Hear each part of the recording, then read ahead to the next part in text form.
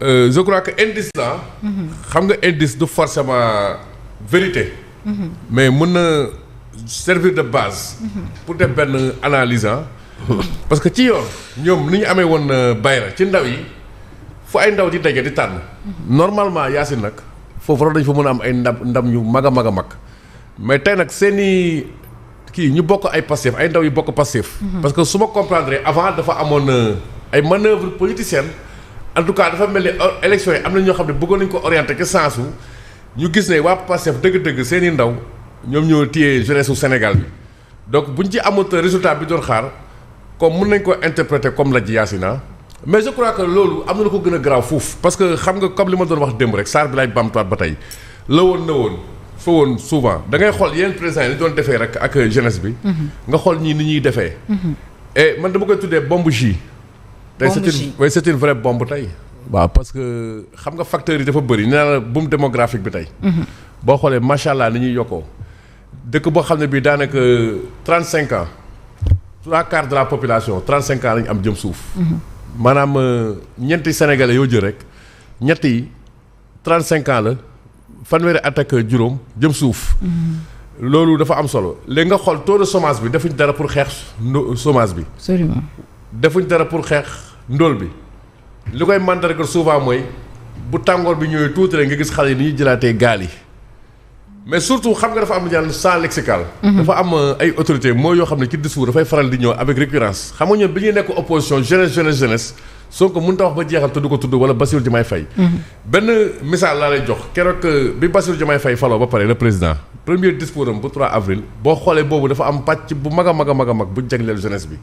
mais li tax les gars yi dañoo am complexe di wax ak jeunesse bi man sama pose cette question en tout cas politique yi ñuy doxal boobu ba tey daal bi ñu faloo ba tey.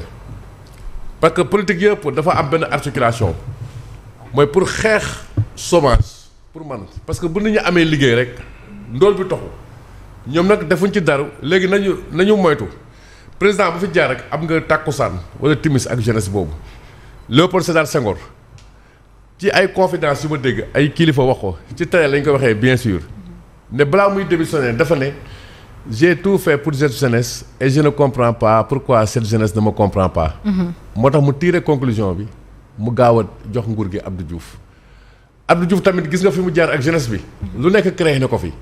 maîtrisard boulanger délégation insertion réinsertion pour l'emploi ASC emploi loolu lépp xam nga mën ndërmeelu moo tax Ablaye Wade bi muy campagne l'an 2000 la la doon wax ku amul liggéey yëkkatil sa loxo ci thématique u plein emploi boobu noonu lañ ko falee. moom Ablaye Wade moo taxawaat boobu man maa ngi teew heureusement à Pikine en novembre 2008 bi ñuy lancé forum banlieue avenir parce que la banlieue est la zone de focalisation du chômage et du sous-emploi moom au moins confessé na moom dafa lajj teg mu ne teg naa FNPJ teg ANES doxul léegi xaaral ma commencé office ban bii nii xeex chômage bi ci banlieue malheureusement xam nga loolu dafa lajj lu ma andi mooy dafay jur ay mouvement yu mel ni Y'en a marre nga xam ne ay rappeurs la ak yooyu noonu peut-être doon exprimer colère jeunesse bi après ñoom ñoo jël combat porté ko en charge loolu tam laaj ji Macky Sall gis nga bi mu ñëwee moom tamit malheureusement jéemul a xeex li nga xamante moo di chômage bi ak sous-emploi bi astafurlaa jéem na mais doyul laa wax effort yi xëy na gab bi profond na mais ba tey am na lu desoon loolu rek moo porté ñi tey pouvoir mais bi ñu faloo ba tey xoolal ci yu ñu nekk.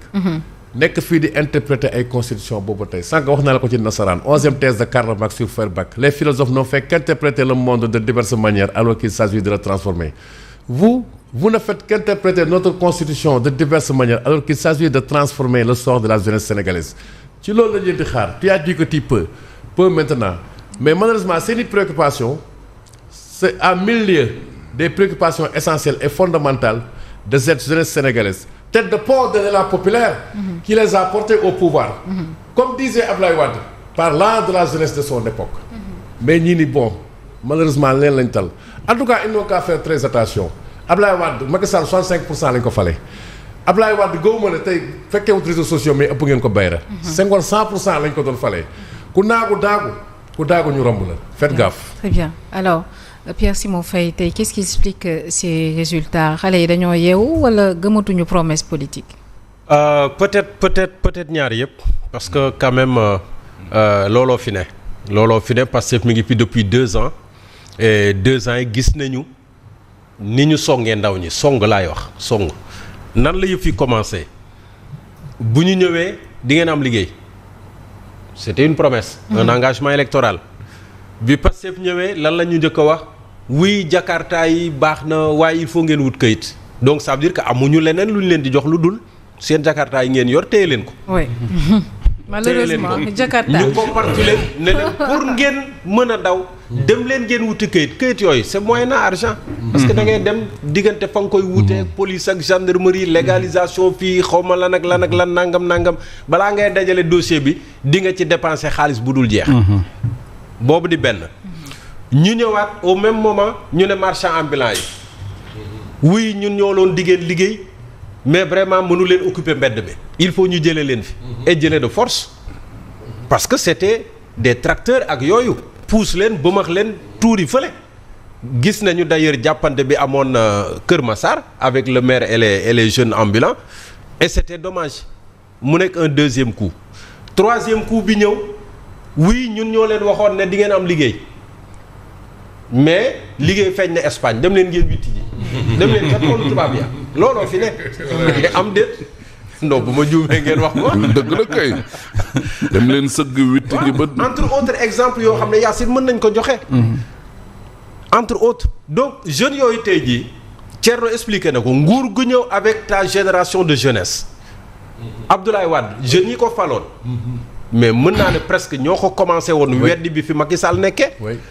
Macky Sall ñi ko faloon jàppoon ci parce que tout le temps bu processus amee on insiste beaucoup sur les primo-votants camp politique bu ne bëgg enrôler jeunes yi mais jeunes yooyu ce sont ces jeunes là qui font la différence et bu demee ba situation demee neneen ba jeunes yooyu mature commencé ñor mais ñu commencé rendre compte ne politiciens yi mais dañu doon nax jeunesse bi lay fal tey moo lay folli suba parce que boo fekk ñor na. dëgg la. régime bu fi jaar am nga fi sa génération. sa wàll ci jeunes yi. et ce sera la même chose avec Pastef. bii nag peut-être teel na wala teelul mais teel na wax na ko mën na nekk un élément d'analyse. élément d'analyse bi moo di lan on a vu que amaguñu peut-être cartographie bi exacte bi mais ce qui est sûr c'est que beaucoup de candidats yoo xam ne waa Pastef ñoo leen parrainé woon. candidats yooyu dañoo nërmeelu et souvent avec de gros scores. yoo xam ne seeni concurrents yi ñoo leen koy gagné. score yu rëy. Le processus est contrôlé et organisé par le ministère des Sports. Bon on dira que c'est peut-être l'appareil d'État. Mais ministère des Sports ka fa nekk xam nañu fi mu far camp politique. Et certainement que ni ko Pastef defee yeneen camp politique yi également peut-être amoon nañu seeni nit yoo xam ne ñu ngi leen doon ngemb ci suuf mais ce qui est sûr. Et tout le monde remarqué na ko mooy waa Pastef ñu bare perte nañ terrain léegi nag li ci des mooy fii ak 2027 on annonce des élections locales. élections locales yooyu bu ñëwee. ndax dina confirmer li jeunes yi commencé au niveau commune parce que des na au niveau département. des na également au niveau régional. Voilà ñaari étapes yooyu des na je pense pour les départements ce sera vers le. est-ce que du le 20 bi di ñëw. pour les régions ce sera le 10 juin. donc ça veut dire que processus bi des na léegi élections locales yi est-ce que day ñëw confirmer tendance bi bu boobaa lii mën nañ ko considérer comme élection primaire. Élection locale yi bu boobaa ce sera le premier tour de la prochaine présidentielle en 2029. Ce qui va se passer mooy Pastef est en train de perdre du terrain et bu moytuwul loolu dina feeñ ci urne yi. Absolument alors Younoussa oui. waaw Yacine pour ne pas revenir rek ci Thierno ak kii lu mu wax. xam nga ci jeunes yi ngeen wax. actuellement tey jii nii bu amoon élection. ci mbay mi. candidat Pastef yi dañuy ñàkk. mbay mi xanaa. ci mbay mi. candidat Pastef yi dañuy ñàkk. bu amoon élection ci pêcherie yi.